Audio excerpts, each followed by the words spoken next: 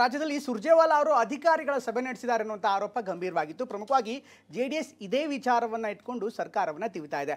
ಆದರೆ ಸರ್ಕಾರ ಹಾಗೂ ಸಚಿವರು ಮಾತ್ರ ಈ ವಿಚಾರ ನಮಗೆ ಗೊತ್ತಿಲ್ಲ ಅಂತ ಹೇಳ್ತಿದ್ದಾರೆ. ಹಾಗಾದರೆ ಸುರ್ಜೇವಾಲಾ ಮತ್ತು ಅಧಿಕಾರಿಗಳ ಮೀಟಿಂಗ್ ಯಾವ ರೀತಿ ತಿರುವನ್ನು ಪಡೆದುಕೊಳ್ತಾ ಇದೆ ಈ ಸ್ಟೋರಿಲಿ ನೋಡೋಣ.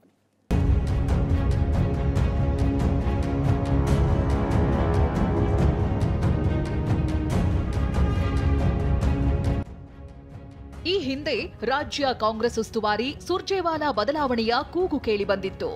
ರಾಜ್ಯ ಕೈ ನಾಯಕರ ಅಸಮಾಧಾನಕ್ಕೆ ಮದ್ದೆರೆಯಲು ಬರ್ತಾರೆ ಎಂದಾಗಲೇ ಸುದ್ದಿ ದೊಡ್ಡದಾಗಿತ್ತು. ಆದರೆ ಈ ಬದಲಾವಣೆಯ ಬೆಳವಣಿಗೆ ಬರೀ ಕೈಯೊಳಗಿನ ಆಗ್ರಹಕ್ಕಷ್ಟೇ ಸೀಮಿತವಾಗಿ ಉಳಿದಿತ್ತು. ಇದಾದ ಬಳಿಕ ಸುರ್ಜೇವಾಲಾ ಶಾಸಕರು ಸಚಿವರ ಜೊತೆಗೆ ಸಾಲು ಸಾಲು ಸಭೆ ನಡೆಸಿದ್ದಾರೆ.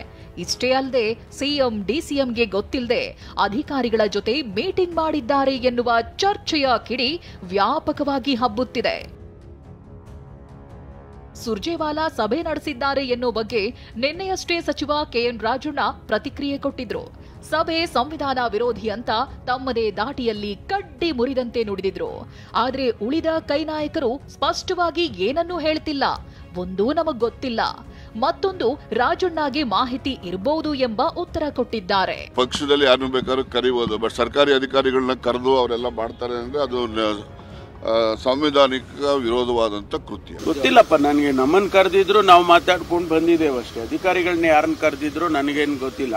ರಾಜಣ್ಣ ಅವ್ರೇನಾದರೂ ಗೊತ್ತಿದ್ರೆ ಅವ್ರಿಗೆ ಅವ್ರು ಹೇಳಿಕೆ ಕೊಟ್ಟಿರ್ತಾರೆ, ಬಟ್ ನನಗೆ ಯಾವುದು ಗೊತ್ತಿಲ್ಲ. ನನಗೆ ನಮ್ಮನ್ನು ಕರೆದಿರೋದು ಅಷ್ಟೇ ಗೊತ್ತು.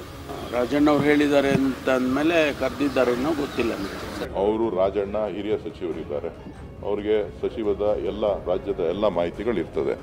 ನೀವು ಅವ್ರನ್ನೇ ಕೇಳಬೇಕು. ಅವರಷ್ಟು ದೊಡ್ಡ ಮಂತ್ರಿಗಳಾದ ಮೇಲೆ ಅವ್ರಿಗೆ ಮಾಹಿತಿ ಇರುತ್ತೆ. ನಾನೊಬ್ಬ ಸಣ್ಣ ಕಾರ್ಯಕರ್ತ, ನನಗೆ ಇದರ ಬಗ್ಗೆ ಮಾಹಿತಿ ಇಲ್ಲ.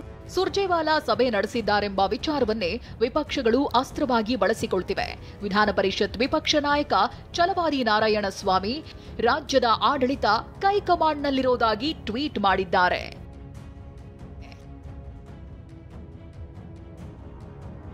ಪ್ರಸನ್ನ ಗಾಂವ್ಕರ್, ಟಿವಿ9 ಬೆಂಗಳೂರು.